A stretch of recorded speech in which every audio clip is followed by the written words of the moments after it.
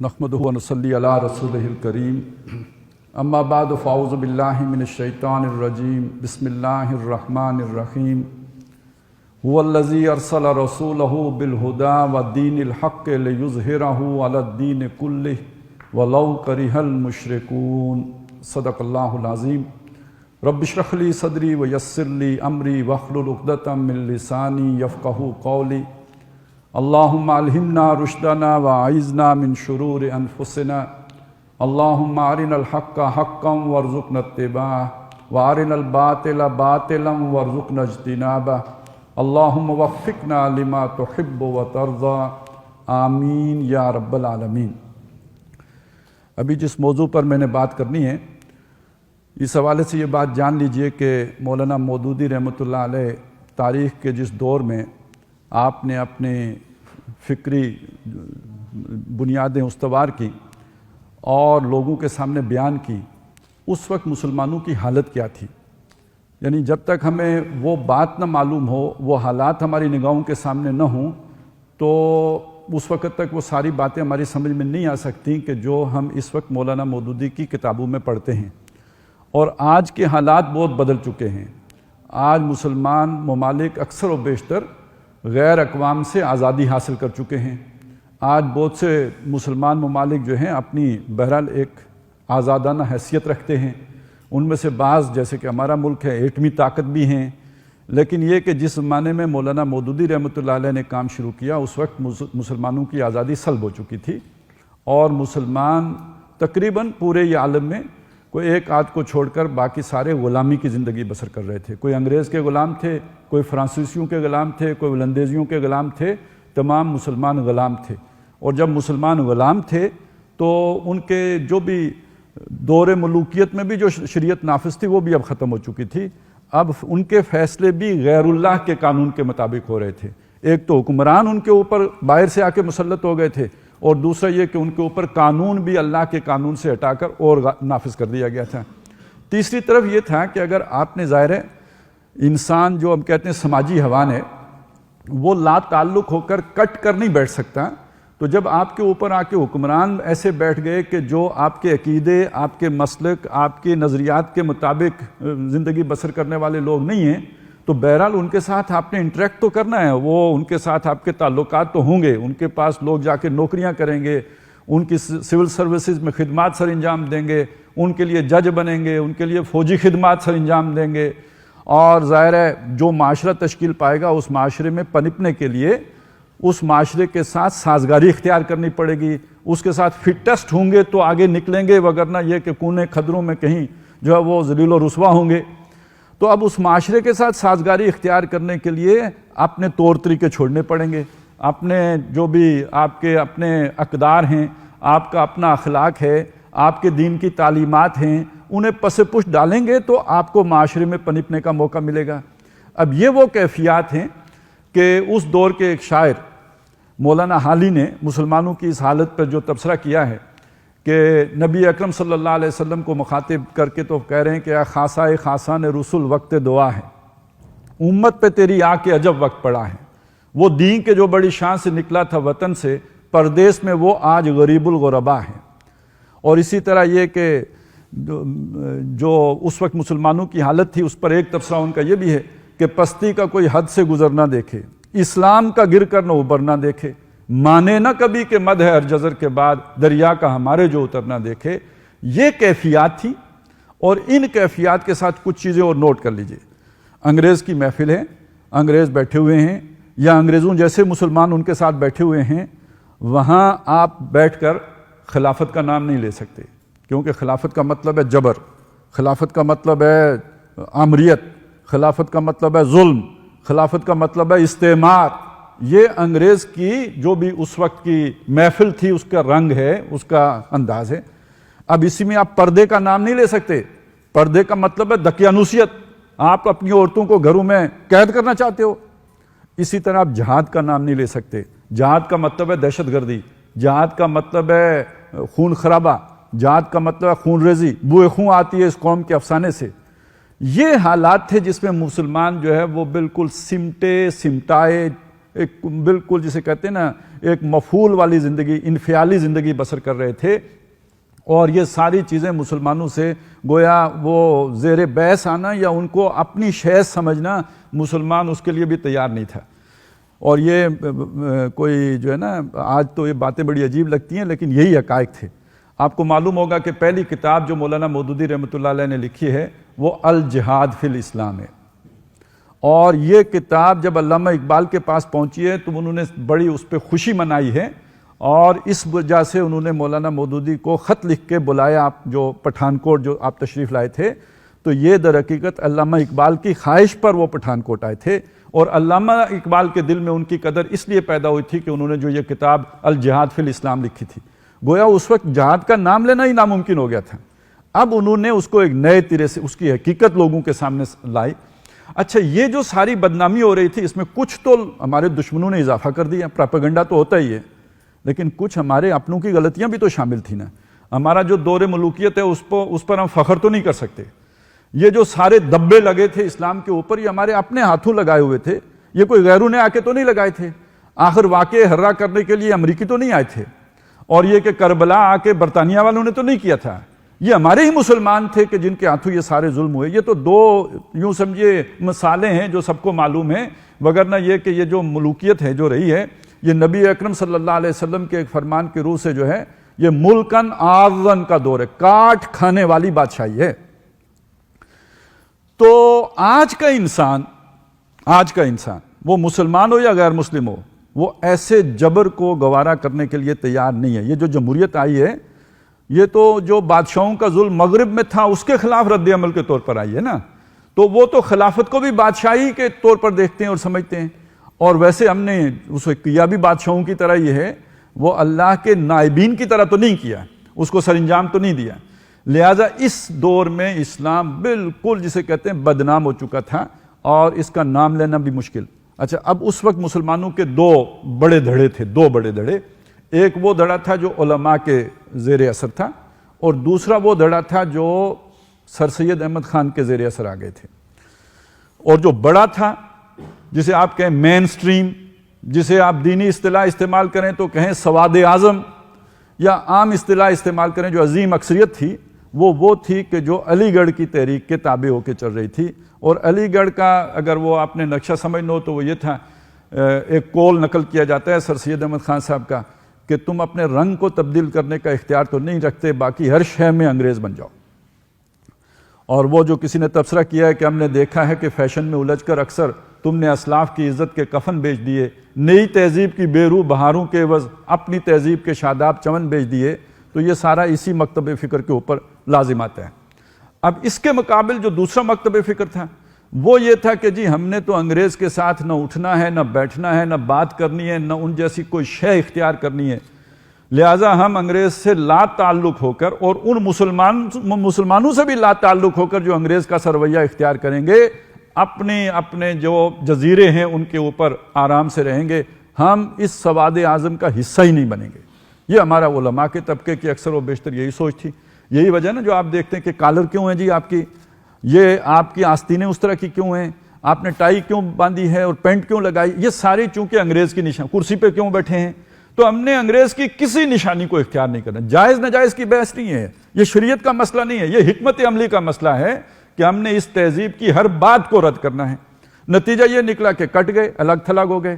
تو معاشرے کا ایک طبقہ وہ ہے جو معاشرے سے کٹ کر الگ تھلگ اپنی خانقاہوں میں کہہ لیجئے یا درسگاہوں میں کہہ لیجئے لا تعلق ہو کے بیٹھا ہے، اور دوسرا طبقہ وہ جو معاشرے کا حصہ ہے، وہ پوری طرح مغربی تہذیب میں غرق ہو چکا ہوا ہے۔ اور اس کا نقشہ جو علامہ اقبال نے کھینچا ہے، بڑا پیارا انداز ہے ان کا۔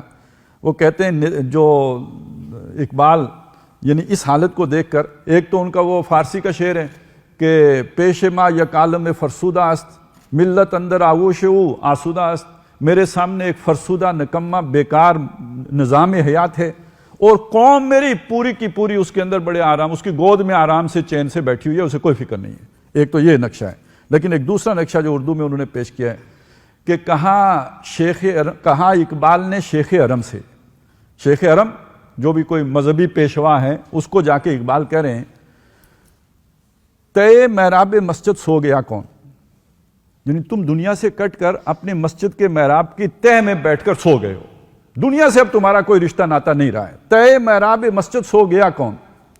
وہ اتنی گہری نیند میں سوئے ہوئے تھے کہ وہ جواب بھی نہیں دے سکے، سوال ہی نہیں سنا، جواب کیا دیتے؟ ندا مسجد کی دیواروں سے آئی، جوابی سوال اگر ہوا ہے تو شیخ حرم نے نہیں کیا، مسجد کی دیواروں نے جواب دیا۔ گویا پتھر بول سکتے تھے، شیخ حرم بولنے کے لیے تیار نہیں تھے۔ ندا مسجد کی دیواروں سے آئی، فرنگی بت کدے میں کھو گیا کون؟ تو قوم کا ایک حصہ وہ تھا جو فرنگی بت کدے میں کھو گیا تھا، اور دوسرا حصہ وہ تھا جو تہ محراب مسجد سو گیا تھا۔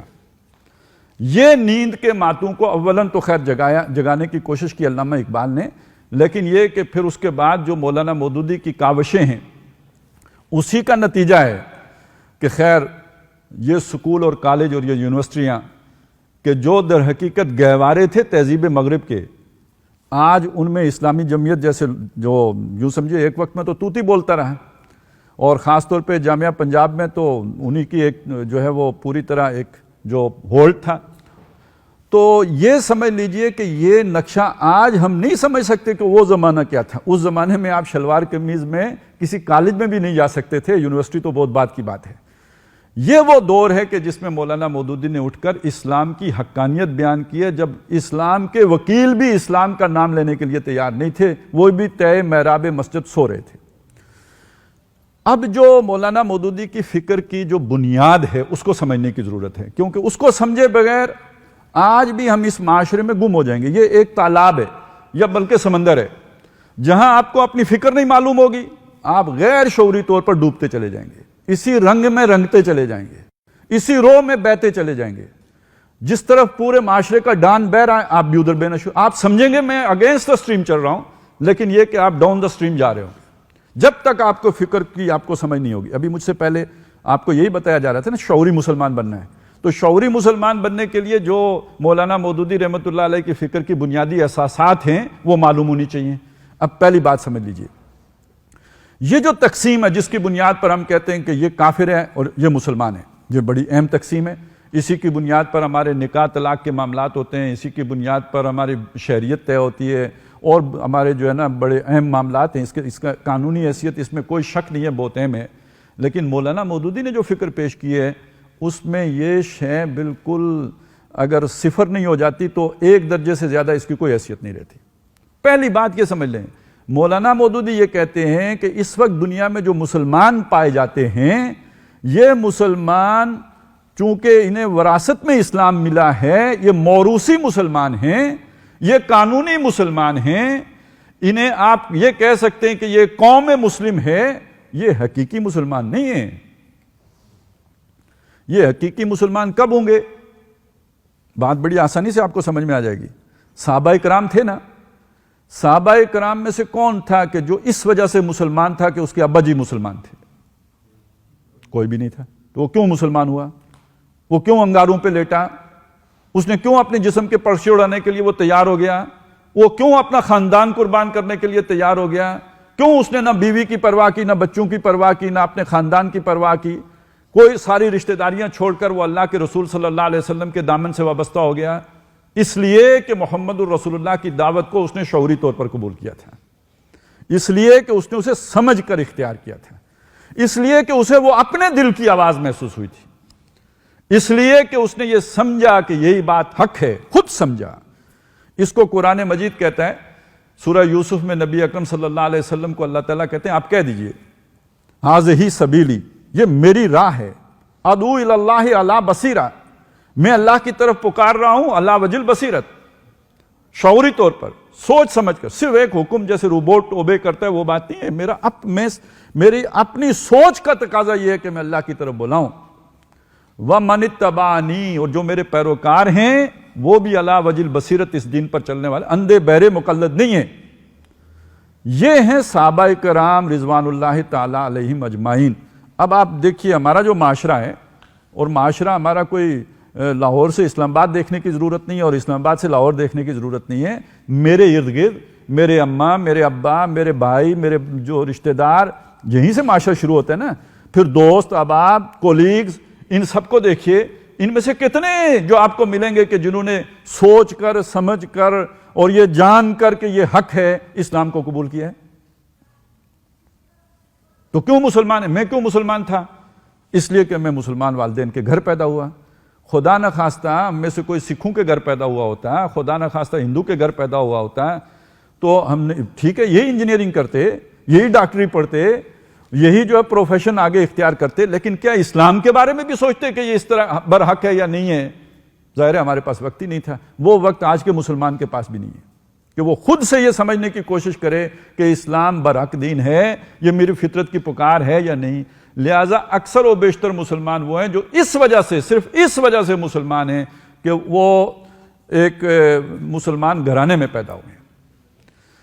تو حقیقی مسلمان وہ کہلائے گا مولانا مودودی کی نظر میں کہ جس نے سوچ کر سمجھ کر اپنے دل سے اسے قبول کیا ہے. یہ تو ایک رخ ہو گیا، یعنی پہلے نقطے کا ایک پہلو ہو گیا. دوسرا پہلو کیا ہے وہ آپ کی سوچ میں خود بھی آ جانا چاہیے. اس کو ذرا تھوڑا سا عکسی ترتیب میں دیکھیں. دنیا میں اگر کچھ لوگ قانونی مسلمان ہیں تو کچھ کافر بھی تو ہیں نا. وہ جو کافر ہیں وہ کس قسم کے کافر ہیں؟ حضور کے دور میں جو کافر تھے، ابو جہل کافر تھا، ابو لہب کافر تھا، ولید بن مغیرہ کافر تھا. اس کی نوعیت کیا تھی؟ ان کو محمد الرسول اللہ صلی اللہ علیہ وسلم نے دین پہنچایا، دین سمجھایا، دین سکھایا، دین بتایا. یہ سب ان کو پوری طرح سمجھ آ گیا. ان کے دل نے مان لیا کہ محمد الرسول اللہ سچے ہیں.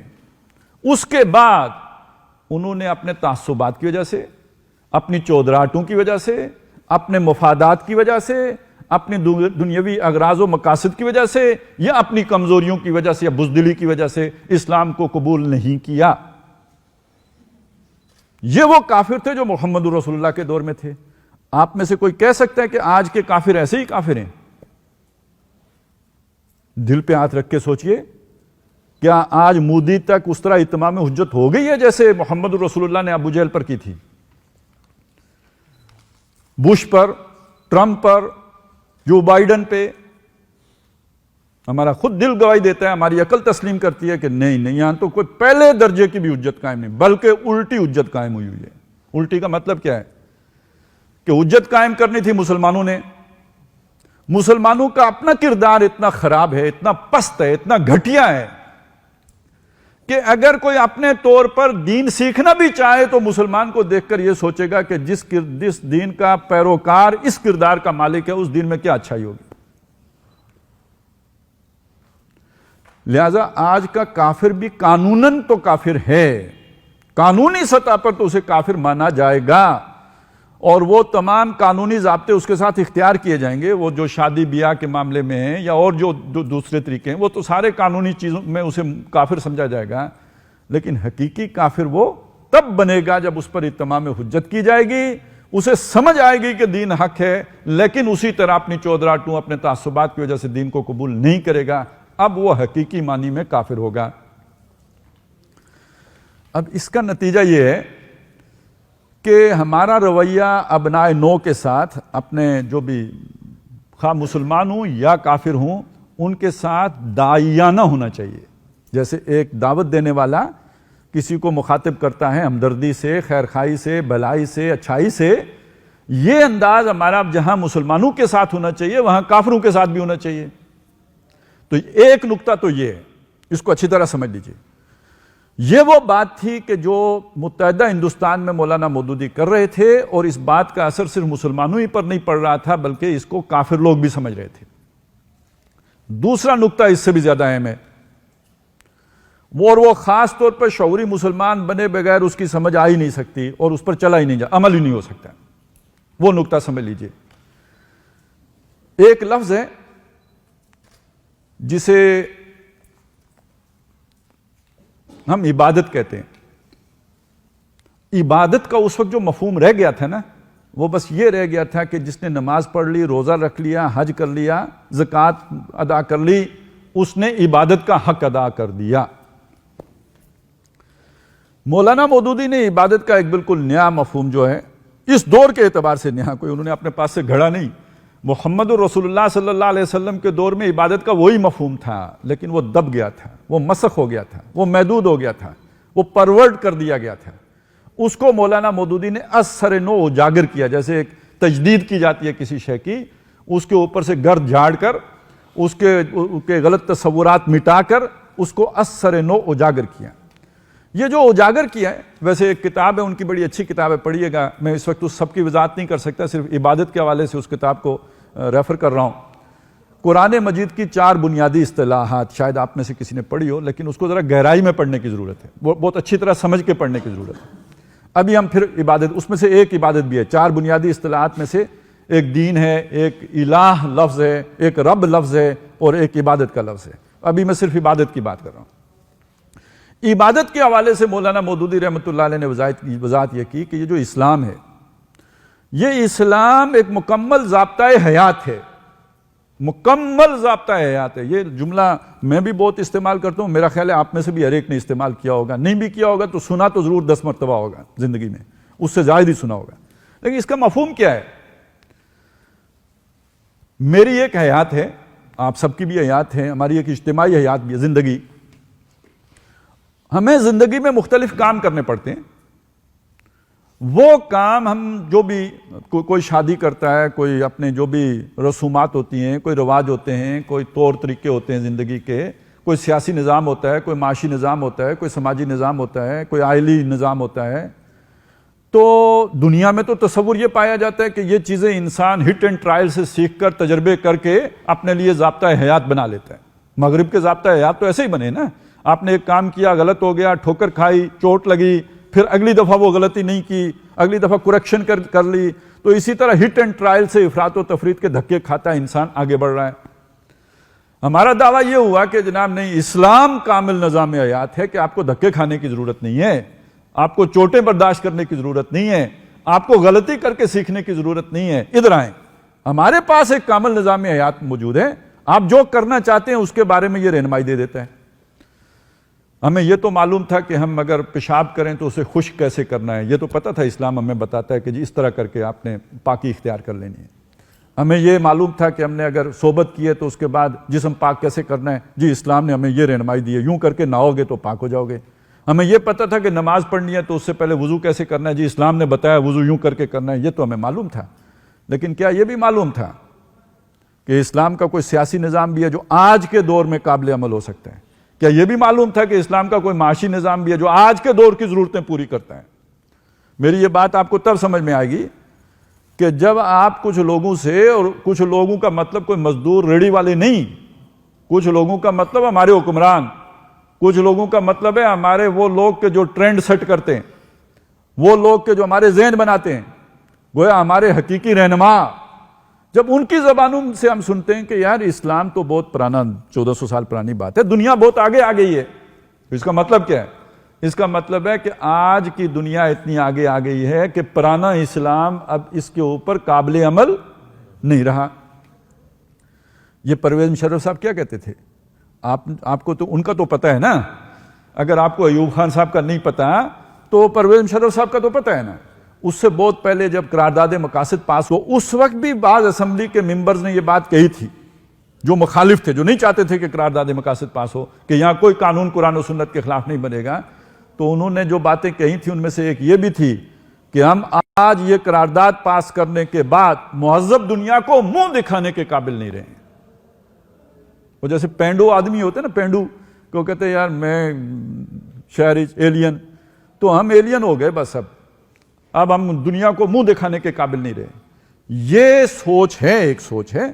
اب وہاں پہ کھڑے ہو کے یہ کہنا کہ اسلام زندگی کے ہر معاملے میں رہنمائی دیتا ہے، میرے جملہ مسائل حل کرتا ہے، جو مسئلہ کسی انسان کو پیش آ سکتا ہے اس کا حل قرآن مجید میں اور سنت رسول صلی اللہ علیہ وسلم میں اور اسلام کی روایت میں موجود ہے۔ یہ ایک بہت بڑا دعویٰ اپنی جگہ پہ، اور اس کے اپنے کچھ جو ہے وہ نتائج ہیں، اس کو میں ایک طرف رکھ کر میں اس کو عبادت کے ساتھ جوڑنا چاہتا ہوں۔ اس کو سمجھ لیجئے، عبادت جس شے کا نام ہے، ان تمام احکام کی تابعداری کو کہ جو ہمیں زندگی کے مختلف پہلوؤں کے حوالے سے اسلام نے دیے ہیں، ان کی تابعداری کا نام عبادت ہے۔ صرف نماز پڑھ لینے سے، روزہ رکھ لینے سے، حج کر لینے سے، زکوٰۃ کر لینے سے عبادت کا حق ادا نہیں ہوگا، یا یہ کہ صبح نماز پڑھ کے بیٹھے رہے اور پھر سورج نکلنے کے بعد 2 نفل پڑھ کے اٹھ کے آ گئے تو عبادت گزار ہو گئے۔ نہیں، جب آپ اپنی پوری زندگی کے معاملات میں، اپنے روزمرہ کے معمولات میں ہر کام اسلام کی ہدایت کے مطابق کریں گے تو آپ صحیح معنوں میں عبادت گزار ہیں۔ اب آپ نے عبادت کا حق ادا کیا ہے، اور یہ تقاضا ہے جو اللہ تعالیٰ بندے سے چاہتا ہے۔ اس کی ایک وہ مثال بھی دیتے ہیں کہ اللہ تعالیٰ نے اگر 10 احکام دیے ہیں اور 8 آدمی پورے کر لے، 2 پورے نہ کرے، تو اس کا مطلب کیا ہے؟ اس نے عبادت کا حق ادا نہیں کیا، کیونکہ یہ تو غلامی ہے۔ غلام اپنی مرضی سے کوئی شے قبول کر لے، کچھ کو رد کر دے، یہ اس کا اختیار نہیں ہوتا ہے۔ ملازم کے پاس تو اس طرح کا اختیار ہو سکتا ہے، غلام کے پاس ایسا اختیار نہیں ہوتا۔ اسے کلی اطاعت کرنی ہوتی ہے، تمام باتیں ماننی ہوتی ہیں۔ ایک بھی چھوڑ دے گا تو وہ جو ہے راندہ درگاہ ہو جائے گا، جیسے شیطان ہو گیا، صرف ایک حکم نہیں مانا تھا اللہ تعالیٰ کا، اور اس کے نتیجے میں اس کو جو ہے وہ اللہ تعالیٰ نے لعنتی کر دیا۔ یہ ذہن میں رکھیے کہ عبادت کا مفہوم یہ انہوں نے طے کیا۔ اس سے اگلی بات، یہ تو بعض باتیں وہ ہیں کہ جو الحمدللہ بہت بڑے حصے میں اب سمجھی جا چکی ہیں، اور اس وقت اس پر اللہ کا شکر ادا کرنا چاہیے کہ یہ بات اب تقریباً اہل مذہب نے بھی تسلیم کر لی ہے۔ وہ بہت محدود حد تک وہ مسخ تصور باقی رہ گیا، وگرنہ اکثر و بیشتر اہل علم میں یہ باتیں اب یوں سمجھیے زبان زد عام ہو چکی ہیں۔ عوام میں ابھی بھی نہیں، لیکن یہ کہ اہل علم میں یہ باتیں اب تسلیم شدہ ہو گئی ہیں، مسلمہ ہو گئی ہیں۔ ایک مسئلہ وہ ہے کہ جس نے آ کے سب سے زیادہ تحریک اسلامی کو نقصان پہنچایا ہے، اور ابھی بھی پہنچ رہا ہے اس سے۔ اور تحریک اسلامی سے مراد صرف کوئی ایک جماعت نہیں ہے، یہ پورا عمل جو احیاء کا عمل ہے، جو سوئی ہوئی امت کو جگانے کا عمل ہے، جو دبے ہوئے دین کو دوبارہ جو ہے وہ برسر اقتدار لانے کا عمل ہے، وہ مصر میں ہو، وہ ترکی میں ہو، وہ پاکستان میں ہو، یہ سارا تحریک اسلامی ہے۔ یہ جو نقصان پہنچا ہے وہ کیا ہے؟ وہ یہ کہ لوگوں کو یہ بات تو سمجھ میں آ گئی کہ اسلام ایک کامل نظام حیات ہے، اسلام اپنا غلبہ چاہتا ہے، اسلام اگر غالب نہ کیا جائے تو وہ در حقیقت ایک مذہب بن کے رہ جاتا ہے، دین نہیں رہتا۔ یہ باتیں تو سمجھ میں آ گئیں، لیکن اگلا مسئلہ یہ تھا کہ دنیا واقعی بدل گئی تھی، دنیا واقعی بدل چکی ہے۔ اب آپ سوچئے، دین کا ایک حکم ہے مشورہ کرو، ہے نا، امرہم شورا بینہم، ان کے معاملات آپس کے معاملات مشورے سے طے ہوتے ہیں۔ کچھ تو اللہ کے احکامات ہیں، اللہ نے کہا نماز پڑھو، اب اس میں یہ مشورہ تو ہو سکتا ہے یہاں پڑھیں کہ وہاں پڑھیں، لیکن پڑھیں یا نہ پڑھیں یہ مشورہ نہیں ہو سکتا، پڑھنی ہے، وہ تو عبادت سے متعلق بات ہو گئی۔ کب پڑھنی ہے، اول وقت میں پڑھنی ہے یا آخر وقت میں پڑھنی ہے، یہ امر حکم ہو گیا۔ یہ آپ کا جماعتی نظم طے کرے گا، جی پہلے وقت میں پڑھ لو یا آخر وقت میں پڑھو یا درمیان میں پڑھو۔ اب یہ اللہ نے چھوٹ دی ہوئی ہے نا، ایک وقت سے ایک وقت تک ظہر کا ٹائم ہے، یہاں سے لے کے یہاں تک عصر کا ٹائم ہے۔ اب یہ جو درمیان کی بات ہوئی ہے، یہ امر حکم ہو گیا کہ آپ اپنی مرضی سے طے کر لو۔ اب یہ کوئی ایک آدمی طے کرے گا نہیں، یہ امر ہم ہے، یہ مسلمانوں کے مشورے سے طے ہوگا۔ اور کچھ چیزیں ایسی ہیں جو اجتہادی نوعیت کی ہوتی ہیں، جہاں اللہ رسول کا حکم نہیں ہوتا وہاں پہ یا قیاس کرنا پڑتا ہے یا اجتہاد کرنا پڑتا ہے۔ یہ بھی مسلمانوں کا امر ہو گیا، امر ہم ہو گیا، یہ مشورہ کر کے ہوگا۔ اب مشورے کی صورت مدینے میں بھی تھی۔ اب دیکھیے نا، حضرت عمر رضی اللہ تعالیٰ عنہ ہیں، وہ چاہتے ہیں کہ جو ایک نیا مسئلہ کھڑا ہو گیا ہے، مسئلہ یہ کھڑا ہو گیا ہے کہ زمین عراق کی، شام کی مسلمانوں نے ان پر جو قبضہ کیا ہے، اب وہاں کے مجاہدین یہ کہتے ہیں جنہوں نے وہ فتح کی ہیں کہ یہ مال غنیمت ہے، ہمیں دے دو۔ بھائی مال غنیمت کا جو اصول ہے وہ اس کا اپلائی کرو، زمین کے اوپر بھی ہوگا، یہ ہم نے چھینی ہے، یہ ہماری زمینیں ہوں گی۔ حضرت عمر سوچ رہے ہیں کہ بھائی ایسا ہو گیا تو بڑی جاگیرداری قائم ہو جائے گی۔ اب اس پہ مشورہ ہو گیا، اب شورا بیٹھی ہے، بالآخر جا کے فیصلہ ہو گیا کہ یہ مالف ہے۔ میں اس وقت وہ مسئلہ نہیں سمجھانا چاہ رہا، میں یہ بتانا چاہ رہا ہوں کہ اس وقت مشورہ کیسے ہوتا تھا۔ اب یہ جو شورا تھی یہ کن لوگوں پر مشتمل ہے؟ ایک چھوٹا سا قصبہ ہے، بستی ہے، مدینہ ہے، کوئی بہت بڑا شہر نہیں ہے، وہاں چند قبائل آباد ہیں، ان قبائل کے مؤثر لوگ فطری طور پر موجود ہیں۔ ہر قبیلے کا ایک چیف ہے یا نہیں ہے؟ اور یہ چیف الیکٹڈ نہیں ہے، یہ خود ہر جو بھی برادری ہوتی ہے اس کا ایک بڑا ہوتا ہے۔ وہ بڑے بیٹھ گئے، اہل علم بیٹھ گئے، مشاورت ہوئی، فیصلہ ہو گیا۔ یہ اصحاب حل و عقد ہیں، یہ اہل شورا ہیں، مل بیٹھ کے انہوں نے فیصلہ کر لیا۔ اور اصحاب حل و عقد بھی نیچرل ہیں، یعنی جن کا اختیار اپنی قوم کے اوپر ہے، قدرتی طور پر، خاندانی طور پر، قبیلے کی چیف ہونے کی حیثیت سے۔ اور شورا بھی اسی طرح بن گئی، یا سلیکٹ کر لی گئی، نامزد کر لی گئی، پھر جانتے تھے خلیفہ کہ یہ آدمی ایسا ہے، اس کو بلا لیا۔ جیسے آج بھی ہم جان سکتے ہیں کہ یہ ٹیکنوکریٹس ہیں، یہ ان کی اسپیشلائزیشن ہے، جن کا پتہ ہوتا ہے انہیں بلا لیں گے. لیکن یہ کہ اکثر و بیشتر اب تو وہ صورت رہی نہیں. اب وہ ٹرائب ہی ختم ہو گئے, قبیلے ہی ختم ہو گئے. اب کوئی قبیلے کا چیف کہاں سے, قبیلہ ہی نہیں رہا تو چیف کہاں سے آئے گا؟ آج شورا کیسے بنے گی؟ آج کیسے وجود میں آئے گا اصحاب حل و عقد کا ادارہ, یعنی جو فیصلہ سازی کریں گے, یہ کیسے بنیں گے؟ یہ سوال ہے. پیچھے تاریخ میں دیکھیں, اس کا جواب ہمارے پاس نہیں ہے. ہمارے پاس ملوکیت کا ماڈل موجود ہے. ملوکیت میں اصحاب حل و عقد یا شورا اپنے خاندان کی بنتی تھی. عباسیوں کی حکومت ہے تو شورا بھی عباسیوں کی ہوگی, اس میں کوئی اموی تو نہیں شریک ہو سکتا. اور اسی پہ آپ ایک بات اور بھی سوچ لیجئے, اگر کسی مسلک کی حکومت کسی جگہ قائم ہو جائے تو ان کی شورا میں انہی کے مسلک کے لوگ ہوں گے نا. یہ تو مسجد میں کسی اور کو نہیں گھسنے دیتے.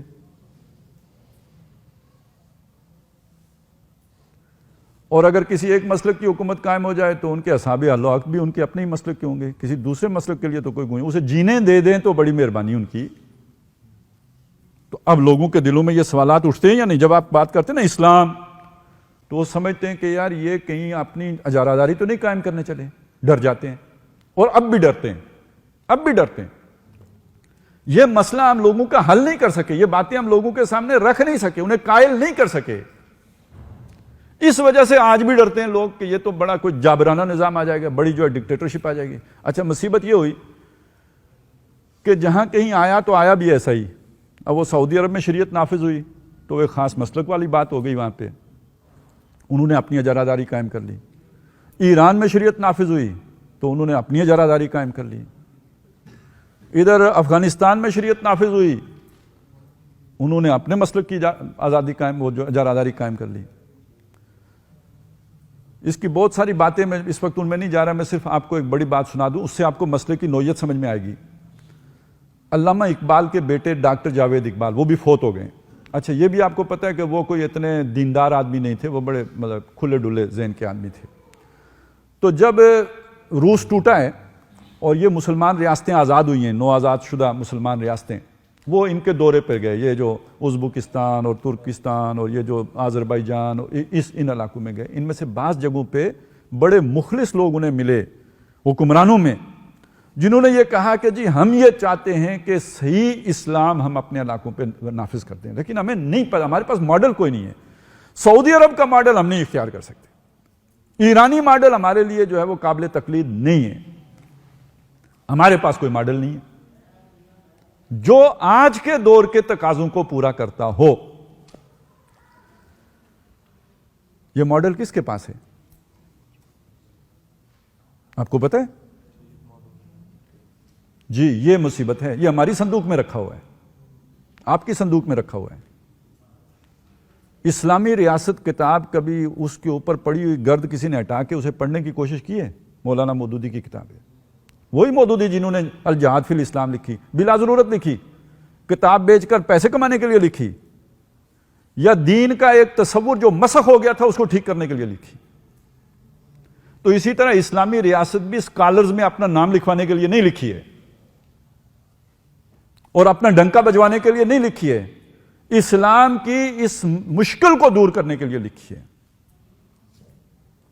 اور جیسے اللہ تعالیٰ نے دنیا کی مشکلات کے حل کے لیے قرآن مجید اتارا ہے, اور آج مسلمان اسے جو ہے وہ چھپا کے بیٹھے ہوئے ہیں, نہ خود اس پر عمل کرتے ہیں, نہ دنیا کو استفادہ کرنے کا موقع دیتے ہیں, ایسے ہی آج ماڈل جو مودودی صاحب نے پیش کیا ہے وہ ہم نے بڑے پیار سے کہیں رکھا ہوا ہے, لائبریریوں میں تو ہے, وہ ہم لوگوں کو بتانے کے لیے تیار نہیں. پتہ ہے پھر اس کا نتیجہ کیا نکلتا ہے؟ جب آپ جیسے لوگ مودودی صاحب کی کتابوں کا یہ حصہ پڑھتے ہیں جس میں دین غالب کرو, تو کچھ تو بعد میں یونیورسٹی سے فارغ ہو کے اپنی دنیا غالب کرنے چلے جاتے ہیں. لیکن وہ کہ جن کے جو مخلص ہوتے ہیں, جو کہتے ہیں دنیا مچھر کے پر کی اہمیت نہیں رکھتی, میں اللہ کے دین کے لیے ان صلاتی و نسکی و محیای و مماتی للہ رب العالمین, اب ان کی یہ تربیت نہیں ہوئی ہوتی کہ ہم نے ماڈل کون سا لے کے آنا ہے, اور وہ اپنے اس ظاہرہ مخلص ہوتے ہیں. جو بندہ جتنا خلوص ہوتا ہے اس کے اندر اتنا ہی اس کے اندر جوش اور جذبہ ہوتا ہے, میں غلط کہہ رہا ہوں یا صحیح ہے یہ بات؟ جس کے اندر پھر جوش و جذبہ ہوتا ہے اسے یہ ماٹھا ماٹھا ڈھیلا ڈھیلا کام راس نہیں آتا. وہ چاہتا ہے کہ کچھ ہیجان ہو، کچھ جوش ہو، کچھ جذبہ ہو. تو جوش، جذبہ، ہیجان، شوق شہادت اسے پھر کھینچ کے لے جاتا ہے یا شام یا افغانستان یا وزیرستان. کیوں چلا جاتا ہے؟ اس ڈسیپشن میں چلا جاتا ہے کہ یہ اسلام آ جائے گا. میں ذرا تھوڑا سا تاریخ کے تناظر میں آپ کو بتا دوں اور اچھی طرح اس بات کو سمجھ لیجئے. جو آج جہاد کے نام پر محنت ہو رہی ہے اس سے 1000 گنا بڑی محنت اس سے پہلے ہو کے ناکام ہو چکی ہے. آپ کو 1831 کی تحریک شہیدین کا پتہ ہے؟ کیا لوگ تھے اور کیا قربانیاں تھیں؟ آپ کو جمال الدین افغانی کا پتہ ہے؟ ہندوستان میں جو تحریک خلافت اٹھی اس کے جوش و جذبے کا پتہ ہے؟ 1857 کی جنگ آزادی کا پتہ ہے؟ یہ ساری محنتیں، یہ ساری قربانیاں، کروڑوں مسلمان جس میں جان کی بازی ہار گئے، یہ نتیجہ پیدا نہیں کر سکی. کیوں؟ خلوص کی کمی تھی، اخلاص کی کمی تھی، قربانیوں کی کمی تھی. جب تک آپ دنیا کے سامنے وہ ماڈل نہیں پیش کرتے نا آج کے دور کے مطابق، تو آپ دنیا کو تبدیل نہیں کر سکتے. تو اچھی طرح سمجھ لیجئے جو کرنے کا کام ہے اس وقت، جو سمجھنے کا کام ہے اور سمجھانے کا کام ہے. میں نے پچھلے دنوں اس میں ایک تقسیم کی ہے. ویسے تو مودودی صاحب کی دینی فکر یہ ساری، لیکن یہ بات سمجھانے کے لیے میں نے ایک تقسیم کی ہے کہ ایک مولانا مودودی کی دینی فکر ہے، ایک مولانا مودودی کی عمرانی فکر ہے. اب اس بات کو بھی میں آپ کو سمجھا دوں. عمرانی فکر کیا ہے؟ دینی فکر یہ ہے کہ دین غالب ہونا چاہیے. دینی فکر یہ ہے کہ جہاد ہونا چاہیے. دینی فکر یہ ہے کہ میں آخرت میں نجات نہیں پا سکتا جب تک کہ میں اقامت دین کی جدوجہد نہیں کروں گا. دینی فکر یہ ہے کہ میرے اوپر اقامت دین فرض عین ہے، جیسے نماز فرض عین ہے. یہ ساری دین کی باتیں. لیکن آج کے دور میں کون سا اسلام ہوگا جو آج نافذ ہوگا؟ اس کی شکل کیا ہوگی؟ اس کی صورت کیا ہوگی؟ آج مشورہ کیسے کریں گے؟ آج شورا کیسے تشکیل دیں گے؟ آج اجتہاد کون کرے گا جس کا اجتہاد نافذ ہوگا؟ دیوبندیوں کا ہوگا، بریلویوں کا ہوگا، سلفیوں کا ہوگا؟ کس کا اجتہاد نافذ ہوگا؟ اور اگر اسلام قائم ہو جائے گا تو اس کے بعد صلاۃ و سلام پڑھنے دیں گے یا نہیں پڑھنے دیں گے؟ اور اسلام قائم ہو گیا تو حنفی اسلام قائم ہوا تو کوئی رفع یدین کر سکے گا یا نہیں کر سکے گا؟ مجھے آپ سوچیں نا، ان سوالوں کا جواب دیے بغیر آپ لوگوں کو اپنے ساتھ چلا سکتے ہیں؟ آپ دیتے ہیں ان کا جواب؟ تو پھر کیسے آپ دین کو قائم کریں گے؟ یہ چیزیں سمجھیں، انہیں پڑھیں، انہیں سیکھیں کہ بھئی ان چیزوں سے اسلامی ریاست کو کوئی غرض نہیں ہوگی. جیسے آج ریاست کو اس سے غرض نہیں ہوتی کہ کون ہندو ہے، کون مسلمان ہے، کون عیسائی ہے، کون پارسی ہے، کون بدھ ہے. ریاست کو غرض ہوتی ہے اس سے. اسلامی ریاست کو بھی اس سے کوئی غرض نہیں ہوگی کون دیوبندی ہے، کون بریلوی ہے، کون اپنے مسلکوں پر آزاد ہو، جس طرح چاہو عمل کرو.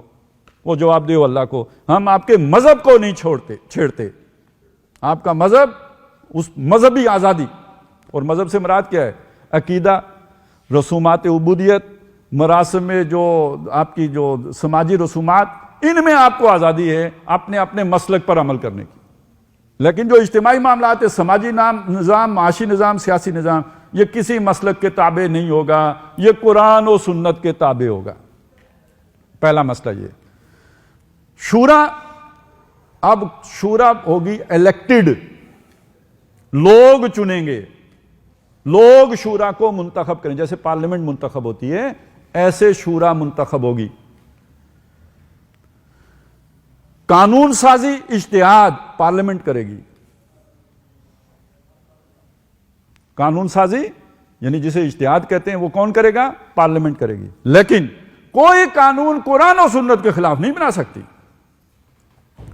اور اگر کسی کو لگے پارلیمنٹ نے ایک قانون بنا دیا، اپنی سوچ کے مطابق قرآن و سنت کے تابع بنایا، لیکن کسی مدرسے کے شیخ الحدیث کو نے کہا کہ نہیں یہ قرآن و سنت کے تابع نہیں. ارے جی شیخ الحدیث تو بہت بڑی بلا ہوتی ہے, بہت اونچی چیز ہوتی ہے.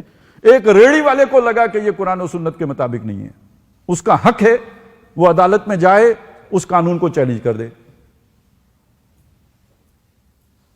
اور اب عدالت میں جو بھی پارلیمنٹ ہے اس کے وکیل بھی آئیں, اور یہ کہ اس کے وکیل بھی آئیں, بحثیں ہوں, علماء بھی آئیں, بحثیں کریں, اور آخر میں اگر وہ عدالت یہ سمجھتی ہے کہ قرآن و سنت کے مطابق ہے تو وہ نافذ ہو جائے گا, اور عدالت یہ قرار دیتی ہے کہ نہیں, ہم نے ان لوگوں کی آراء کی روشنی میں یہ سمجھا ہے کہ قرآن و سنت کی حدود سے تجاوز ہو گیا ہے, تو وہ کل عدم ہو جائے گا. حال سمجھ میں آ رہا ہے؟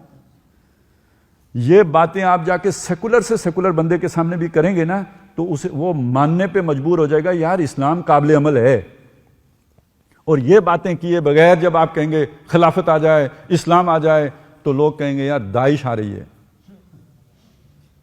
لوگ کہیں گے کہ یار وہ لوگ آ رہے ہیں کہ جنہوں نے لالٹینوں کے شیشوں میں ہماری داڑیاں رکھ کے ناپنی ہے کہ سائز سٹینڈرڈ ہے کہ نہیں. تو میرا خیال ہے ایسے اسلام سے تو آپ بھی ڈرتے ہوں گے. تو آپ ڈرتے ہوں گے تو سوچئے سیکولر لبرل کتنا ڈرتا ہوگا. اگلی بات سمجھیے, جب اسلام کی بات کرتے ہیں تو عام تاثر جو جاتا ہے معاشرے میں وہ یہ جاتا ہے سزائیں نافذ ہوں گی. اچھا, لوگ بھی بات بھی یہی کرتے ہیں سزائیں نافذ ہوں گی. شریعت نافذ یعنی سزائیں نافذ. سزائیں نافذ ہوں گی کا مطلب کیا ہے؟ ہاتھ کاٹیں گے, کوڑے ماریں گے, سنسار کریں گے, گردنیں اڑائیں گے. سزاؤں کا مطلب یہ ہے. مودودی صاحب کیا کہتے ہیں؟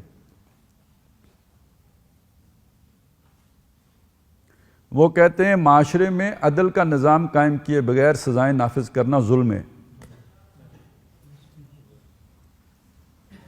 میں آپ کو ایک مثال دوں, بات اس سے سمجھ میں آ جائے گی. آپ ذرا سوچیں ذرا, شادی شدہ مرد اگر زنا کرے تو اسلام میں اس کی کیا سزا ہے؟ سنسار کرنا. یہ تو ہم نے زبان سے ایک جملہ بولا ہے, ذرا اس کو تصور میں لے کے ایک آدمی کو پتھر مار مار کے آپ مار رہے ہیں. ایک طرف یہ بات ہے کتنی اذیتناک سزائیں ہیں. کسی کو گولی مار دی, ٹھس مر گیا, لیکن آپ نے اسے پتھر مار مار کے مارا ہے. کتنی اذیتناک سزائیں. دوسری طرف اپنے معاشرے میں دیکھیں, یہ کام جو ہے نا یہ ایسے ہی ہو سکتا ہے کہ جیسے چلتے چلتے راستے میں کوئی پھسل کے گر پڑتا ہے. پھسلنے میں اپنی مرضی تو شامل نہیں ہوتی نا.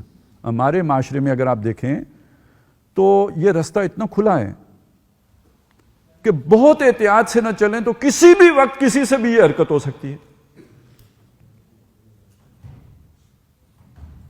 مخلوط معاشرت ہے, اور پھر یہ کہ ہر طرح کی جو اشتعال انگیزی موجود ہے. اب اس میں یہ حرکت ہو جائے تو آپ بسم اللہ پڑھ کے یہ سزا نافذ کیجئے تو کل میرا خیال ہے اتنے لوگ بازار میں نہیں چلتے ملیں گے جتنے اسٹیڈیم میں پتھر کھانے کے لیے موجود ہوں گے. چوری کی سزا نافذ کر دیجئے, یہی حال ہوگا. تو پہلے آپ نے اسلام کی وہ برکتیں لوگوں کو دینی ہیں. اب میں اسی کو اگر تھوڑا سا اور طرح سے آپ کے سامنے رکھوں آپ کو سمجھ میں آ جائے گی. اسلام کہتا ہے جی بچوں کو جلدی شادیاں کر دو, شادی آسانی میں ہو, کوئی اس پہ زیادہ خرچے نہ ہوں. اسلام یہ چاہتا ہے کہ جی پردے کا ہو, یعنی سیگریگیشن آف سیکسز, یہ آپس میں اختلاط نہ ہو, اکٹھے نہ ہو, مکسنگ نہ ہو. اچھا شادی ایک کر کے بھی بس کرنے کی ضرورت نہیں ہے, بے شک 4 کر لو, ٹھیک ہے 4 بھی کر سکتے ہو. اب آپ سوچیں کہ یہ ساری باتیں ہوں, شادی بھی جلدی ہو جائے, 4 تک کرنے کی بھی گنجائش ہو, شادی پہ خرچے بھی زیادہ نہ آتے ہوں, نکاح مسجد میں کرو, کوئی چاول کھلا سکتے ہو تو کھلاؤ, نہیں تو بھی خیر ہے, 1 پیالی دودھ کی پلا دو تو بھی ولیمہ ہو جائے گا, وغیرہ وغیرہ. یہ سارا ذہن میں رکھیں. شادی آسان ہو, پردے کے احکام نافذ ہوں, اس کے بعد کسی کو زنا کرنے کی کیا ضرورت ہے؟ کسی پہ دل آ ہی گیا ہے تو ایک بیوی کو طلاق دے کے اسے نکاح کر لے. بات سمجھ میں آ رہی ہے؟ اب اس کے بعد بھی کوئی بدبخت اتنی سہولتوں کے ہوتے ہوئے بھی جا کے کوئی ایسی بدماشی کا ارتکاب کرے, پھر آپ کا دل بھی کہے گا نہیں انہوں پتھر مار مار کے مارو. اب جسٹیفائیڈ ہو جائے گا یا نہیں؟ تو اسلام تو یہ ہے بھائی. تو اگر آپ شریعت کی سزائیں نافذ کر دیں ایک ایسے معاشرے میں جہاں آپ نے اللہ کا نظام نہ قائم کیا ہو تو وہ الٹا ظلم ہو جائے گا. اور اس کی دلیل کیا ہے؟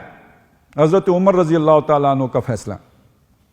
کہ ان کے دور میں قحط پڑا، قحط کے دور یعنی غذائی اجناس کی قلت ہو گئی، اس میں اب کھانے پینے کی چیزیں وافر نہیں ہیں، ایک صاحب نے چوری کر لی، پکڑے گئے، عدالت میں لے آئے گئے۔ اب اسلام میں چوری کی سزا کیا ہے؟ ہاتھ کاٹنا۔ حضرت عمر نے فرمایا نہیں کٹیں گے، کیونکہ قحط پڑا ہوا ہے، اس نے مجبور ہو کے چوری کی ہے۔ تو یہ ثبوت ہو گیا اس بات کا کہ جب تک آپ نے لوگوں کی ضرورتیں نہ پوری کر لی ہوں آپ سزا نافذ نہیں کر سکتے۔ آج جو معاشرے میں تصور پایا جاتا ہے وہ اس کے بالکل برعکس ہے یا نہیں؟ تو مودودی صاحب کون سے تصور کی بات کرتے ہیں؟ پہلے نظام قائم کرو، لوگوں کو یہ محمد رسول اللہ صلی اللہ علیہ وسلم لوگوں کے لیے رحمت للعالمین بن کے آئے ہیں، صرف مسلمانوں کے لیے نہیں سارے جہان کے لیے رحمت للعالمین بن کے آئے ہیں۔ پہلے وہ نظام قائم کر کے دنیا کو دکھاؤ۔ آج ایک لوگوں کے دل میں ایک خواہش ہے نا کہ ریاست ہو ماں جیسی، سنیے نا یہ بات، بڑے بڑے آپ نے لبرل اسکالر سے یہ بات سنی ہوگی، ریاست ہو ماں جیسی۔ پوری تاریخ انسانی اٹھا کے دیکھ لیجئے، ماں جیسی ریاست اگر آپ کو کہیں کبھی نظر آئے گی تو وہ صرف وہ ہے جو محمد رسول اللہ نے قائم کی تھی۔